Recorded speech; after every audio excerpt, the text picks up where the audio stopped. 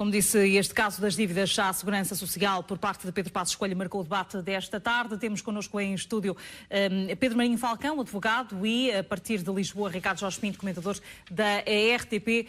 Os dois estão connosco para comentar precisamente estes últimos desenvolvimentos. Ricardo, começo por ti.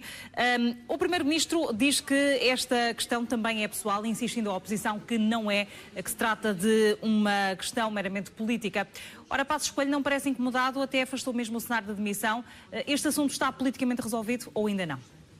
Talvez esteja. Na verdade, embora se tenha arrastado durante muito tempo, Pedro Passos Coelho parece não ter muito mais explicações a dar. Prometeu agora documentos que vêm comprovar que a Segurança Social não lhe está a pedir mais nenhum dinheiro do que aquele que ele pagou e, desse ponto de vista, ficará esgotada aquela que é a sua intervenção em termos de explicações factuais, materiais sobre esta questão. A verdade é que, politicamente, há ainda espaço para que os partidos continuem a dizer que Pedro Passos Coelho foi insuficiente nas justificações que deu e que ainda há dúvidas que pairam sobre toda esta matéria. E, a partir daí, começar a questionar se Pedro Passos Coelho ainda mantém a legitimidade para continuar a estar à frente deste Executivo. E, de resto, isso foi dito claramente, nomeadamente pelo Bloco de Esquerda, que questionou se não teria havido aqui uma descredibilização de Pedro Passos Coelho enquanto Primeiro-Ministro, ao ponto de ele já não poder mais manter-se no lugar. A verdade é que, a partir de agora, as opiniões vão dividir-se e estaremos apenas num reino das opiniões e das convicções, isto é,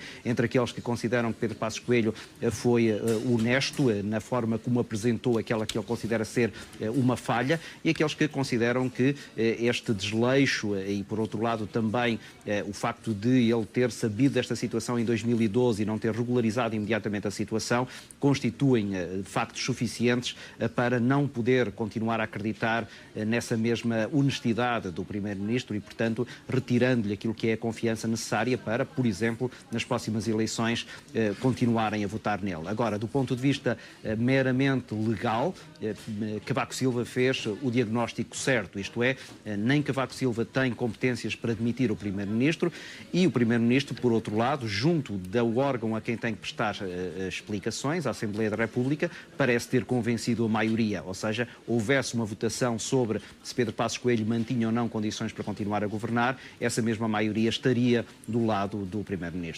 Esta é a questão da legitimação política. Ainda assim, Pedro Marinho Falcão, há questões do foro fiscal que poderão ainda estar por esclarecer. Pergunto-lhe a si, isto porque hoje ficamos a saber que os serviços da Segurança Social e a Autoridade Tributária Aduaneira disseram que a questão, pelo menos perante a administração, está resolvida.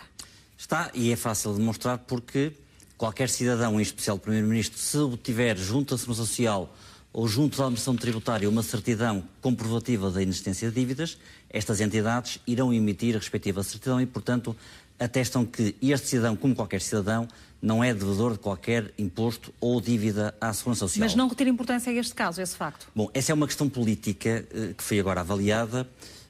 Do ponto de vista jurídico, o que nós podemos dizer é que este cidadão, com os pagamentos que efetuou, cumpriu voluntariamente a sua obrigação e, portanto, dívidas no ativo e dívidas prescritas já não fazem parte do perímetro das obrigações a que ele está sujeito. Deixe-me então questionar de outra forma, até porque foi o próprio Primeiro-Ministro que colocou esta questão entre o dever e o direito contributivo. Em que medida é que o cidadão está informado sobre os deveres e direitos que tem perante a administração fiscal e de que forma é que poderemos todos aprender com este caso? Bom, ninguém se pode refugiar no desconhecimento da lei para obstar ao cumprimento das suas obrigações. Isto é, o desconhecimento da lei pode servir como uma explicação política, mas juridicamente não é relevante. E nenhum cidadão pode, com base neste argumento, deixar de cumprir as suas obrigações. Mas apesar disto, que é uma questão jurídica, mas também teórica, o certo é que, na prática, o conjunto de normas, o conjunto de leis relativas à segurança social, nem sempre são fáceis de entender. E mais do que isto, há muitas vezes divergência na forma como as normas são interpretadas e são aplicadas pelos departamentos da Segurança Social. E, portanto, eu admito que qualquer cidadão, perante a dificuldade e perante a complexidade das leis, as tenha interpretado em determinado sentido. O que é que isto serve como exemplo? Serve, na minha perspectiva, como exemplo para duas questões. Em primeiro lugar, é que, como soube, o Primeiro-Ministro nunca foi oficialmente notificado da liquidação das dívidas à Segurança Social. Essa é a falha da administração. Exatamente. Quando soube delas, já estava em processo executivo. Já tive a oportunidade de dizer também, nesses estudos, que isto constitui um erro grosseiro, porque a Segurança Social, como qualquer entidade da administração pública, está obrigada a notificar o contribuinte e a dar-lhe um prazo para que ele se pronuncie sobre as dívidas que vão ser liquidadas. E isto não aconteceu, e nós que estamos no dia-a-dia no terreno, sabemos que isto acontece com frequência. E este é um exemplo negativo que pode servir para que no futuro outros cidadãos não tenham exatamente o mesmo tipo de incómodos. A segunda parte da questão que também é preciso saber, e porque é que a Segurança Social, tendo uma dívida em processo executivo, não diligenciou no sentido de promover a respectiva cobrança. Repare-se que o Primeiro-Ministro, quando pagou, já a dívida estava prescrita. E, portanto, eu acho que... poderia ter acontecido, então? Exatamente. O importante não é saber porque é que pagou estando prescrita, o importante está a saber é porque é que a Segurança Social deixou prescrever. E este é que é o exemplo, porque uma Segurança Social ativa na sua cobrança e deve, obviamente, ser eficaz na forma como desenvolve os mecanismos que a lei lhe atribui, deve promover todas as diligências com vista à cobrança efetiva da respectiva dívida. Não é para estes cidadãos, é para todos os cidadãos. Percebemos que isto não aconteceu e percebemos que a dívida prescreveu. O Primeiro-Ministro pode pagar como pagou, estando a dívida prescrita. Mas é preciso saber porque é que a Segurança Social deixou prescrever a dívida. E este é o segundo exemplo que deve também servir para o futuro. Deve ser uma Segurança Social ativa, como de resto uma administração tributária dos impostos igualmente ativa, para que a dívida não prescreva. E esta questão, obviamente, que também tem reflexos políticos, apesar de muitos cidadãos serem beneficiados com a prescrição e o Primeiro-Ministro não escapou a algum laxismo por parte da Segurança Social, mas estes dois exemplos, a ausência de notificação e omissão no cumprimento das obrigações de cobrança, devem servir para o futuro como exemplo na eficácia que reconhecemos na atividade da Segurança Social. Ricardo, poderemos também aqui tirar lições políticas para o futuro e faço esta pergunta pedindo-te um comentário do ponto de vista de quem está no governo, e neste caso Passos Coelho, de quem está na oposição, sobretudo da parte do Partido Socialista.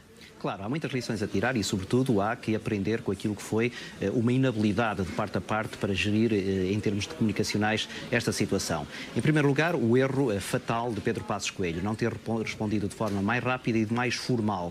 Em vez de tarde, em várias frações e de forma, quanto a mim, não a mais eficaz, muitas vezes à saída de determinados eventos, dando a entender que estava a desvalorizar a questão e que ela nem sequer merecia ser escrutinada pela opinião pública, que deve ter, quanto a mim, uma atenção particular àquilo que é a responsabilidade dos políticos, acabou por perder eficácia naquilo que deveriam ter sido esclarecimentos mais rápidos e, ao mesmo tempo, também mais solenes sobre esta questão. Isto é, Pedro Passos Coelho, perante esta situação, deveria ter considerado que ela era merecedora de uma explicação cabal e atempada perante os cidadãos e ter convocado uma conferência de imprensa, ter feito uma comunicação onde procurasse esclarecer aquelas que eram as dúvidas que estavam na cabeça das pessoas.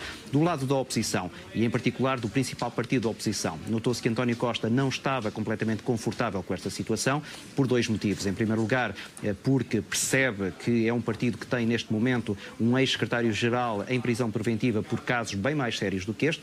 Em segundo lugar, porque António Costa teme que, em pleno clima de pré-campanha eleitoral, se possa começar a imiscuir numa série de situações que tanto podem afetar o partido que está no governo como o partido que está na oposição. E, portanto, está também a tentar lidar com isto com pinças, o que fez com que ele não tirasse total proveito da situação. Porque é que isto não é eficaz para António Costa? Porque, na verdade, ele tem neste momento, dentro do seu próprio partido, fações que gostariam que ele tivesse sido bem mais agressivo e, portanto, quando António Costa começa a somar problemas do ponto de vista da sua afirmação, quer externa, quer interna, este seu posicionamento não lhe vai valer pontos, bem pelo contrário, vai diminuí-lo naquilo que é um confronto direto com o Primeiro-Ministro. Ricardo Jorge Pinto, e da parte de Cavaco Silva, qual é o comentário que merece ainda hoje ao tentar, no fundo, não reagir mais ao caso depois das palavras que já fez?